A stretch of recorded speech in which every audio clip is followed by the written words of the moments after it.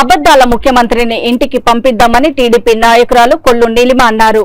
మచిలీపట్నం 30-31వ డివిజన్లో బాబు ష్యూరిటీ భవిష్యత్తుకు గ్యారంటీ కార్యక్రమంలో ఆమె మాట్లాడుతూ చంద్రబాబు, లోకేష్ బాబుకు ప్రజలలో వస్తున్న ఆదరణ చూసి ఓర్వలేకనే జగన్ ప్రభుత్వం అక్రమ కేసులు బనాయిస్తుందని ఆమె ఆరోపించారు.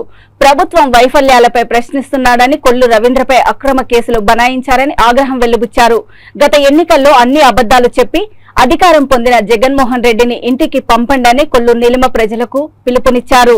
30-31 డివిజన్లలో సమస్యలను రేపు టీడీపీ, జనసేన ఉమ్మడి ప్రభుత్వం అధికారంలోకి వచ్చిన వెంటనే పరిష్కరిస్తామని కొల్లు నీలిమ హామీ ఇచ్చారు.